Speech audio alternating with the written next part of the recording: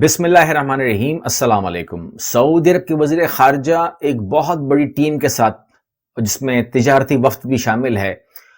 پاکستان کا دورہ کرنے والے ہیں۔ اور سعودی وزیر خارجہ فیصل بن فرحان السعود کو اگر آپ دیکھیں، ان کی سٹیٹمنٹس کو اگر آپ دیکھیں، اور پاکستان کے جو شاہ محمود قریشی ہیں ان کے بیانات کو آپ اٹھا لیجئے، دونوں کو ملائیں گے، مکس کریں گے تو لگتا ہے کہ ایک ہی آدمی بات کر رہا ہے۔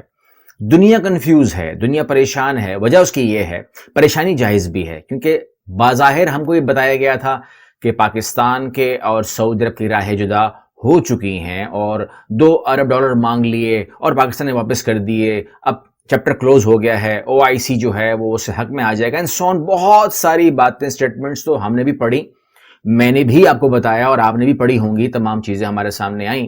حالات اور واقعات کسی اور طرف اشارہ کر رہے تھے۔ Chief of army staff Bharat کا سمجھتا ہے کہ شاید کوئی وہاں پر کوئی معاملہ شروع ہو گیا ہے، تو وہ بھی پہنچ جاتے ہیں، کیونکہ آپ کو پتہ ہے کہ وہ بھی موقع سے فائدہ اٹھانے والی قوم ہے، تو وہ بھی وہاں پہنچ گئے۔ لیکن وہاں پر کیا ہوا،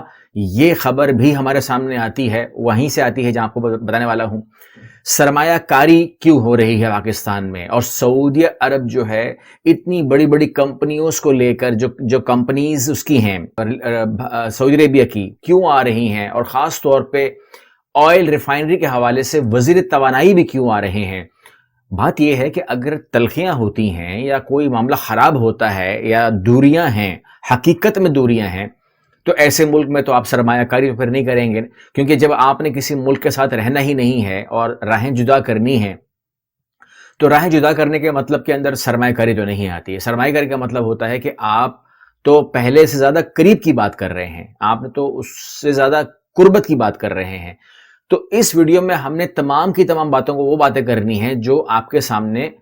پاسبلٹی مجھے نظر نہیں آئی، مجھے نظر نہیں آئی کہ کسی نے آپ کو اس بارے میں بریف کیا ہو، تو میں آپ کے وہ تمام ہڈن ٹروتھس جو ہیں، جو آپ کے سامنے نہیں آئے ہوں گے یا میڈیا نے کور نہیں کیے ہوں گے، میں آپ کے سامنے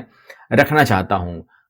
ہاں، یہ بات ضرور ہے کہ پاکستان میں 2021 کے اندر سرمایہ کاری آئے گی، اور صرف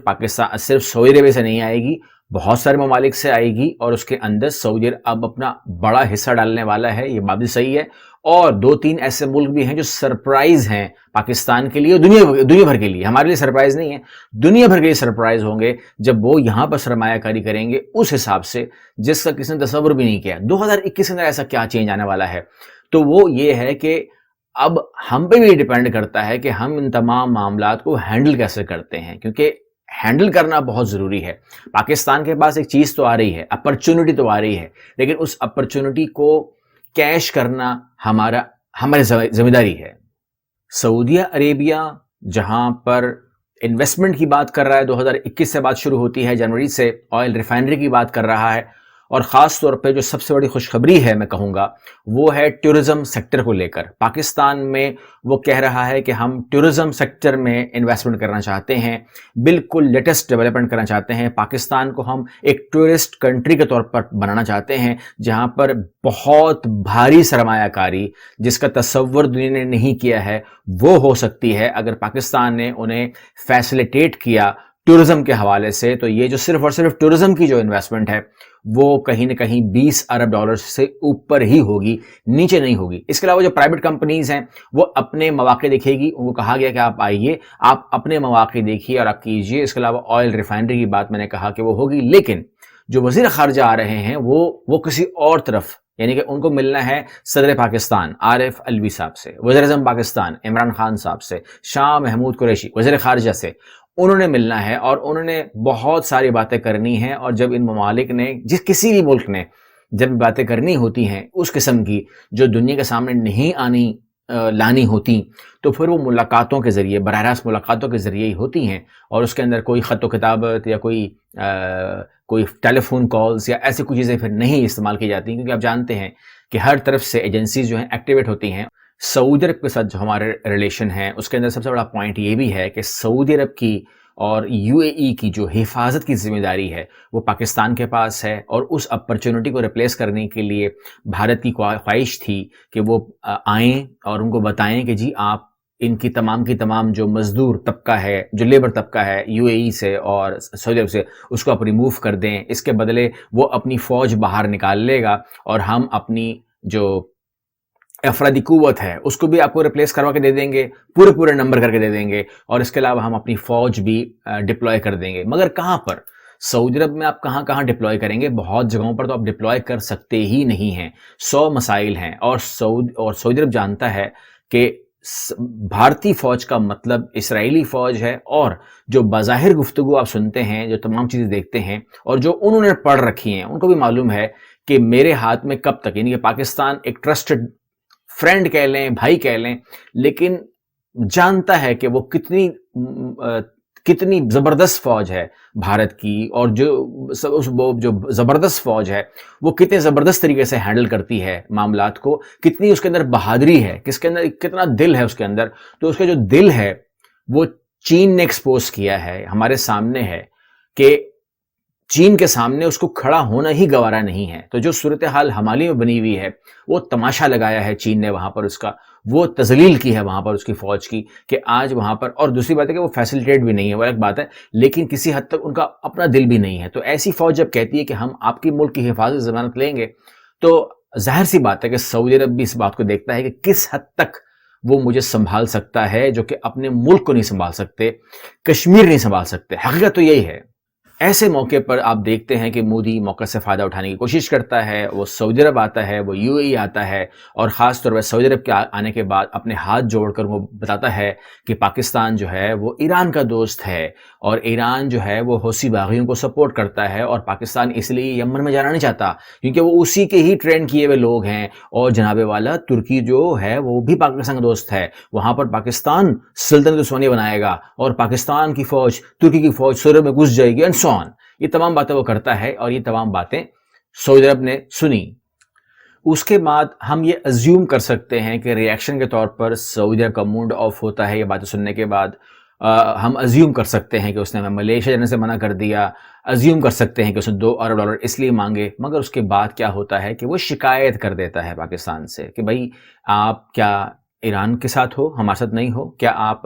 तुर्की के साथ हो? क्या आप सल्तनत उस्मानिया बना रहे हो? और क्या आप हम पे चढ़ाई करोगे, एंड सो ऑन। सारी बातें वो किसी न किसी इशारे करारों में हमसे वो कर देता है। हम समझ जाते हैं, समझ तो पहले भी गए थे कि क्या मामलात हैं, किसने कान भरे होंगे, लेकिन फिर पाकिस्तान जो है वो अपना मौक़िफ़ पेश करता है, और किसी बात से डिनाई नहीं करता कि जी हाँ, हमारी दोस्ती ईरान से है, हम वहाँ ट्रेड करना चाहते हैं क्योंकि हमारी ट्रेड वहाँ मजबूरी है। और लेकिन ईरान से दोस्ती का मतलब कतई तौर पर सऊदी अरब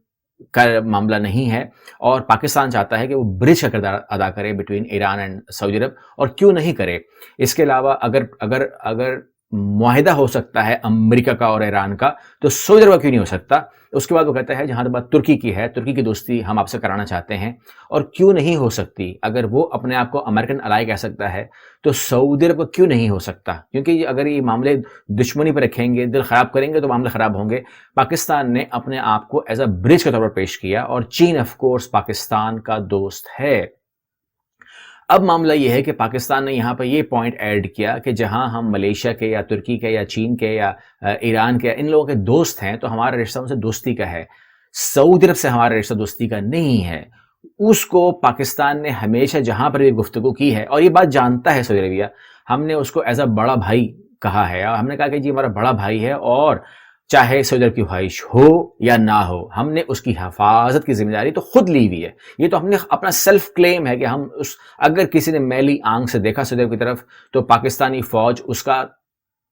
हशर कर देगी। ये तो हमने खुद क्लेम किया हुआ है। इन बातों को जब वो समझता है सऊदी अरब, तो पाकिस्तान के अंदर जो मामलात आप देखते हैं आज, जो तब्दीलियां देख रहे हैं, और जनवरी से जो होने वाला है, और उसके बाद ना कि सिर्फ सऊदी अरब आ रहा है, उसकी हाई लेवल डेलीगेशन आ रही है, तजारती मामलात होंगे, तमाम चीज़ें होंगी, लेकिन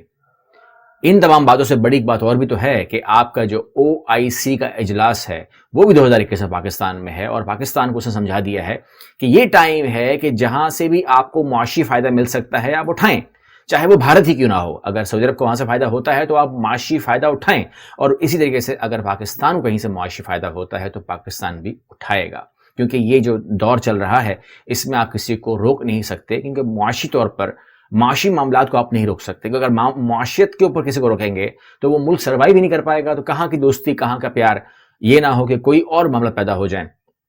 मैंने जो बात बतानी थी वो ये कि जो चीफ ऑफ आर्मी स्टाफ जब गए थे, तो उन्होंने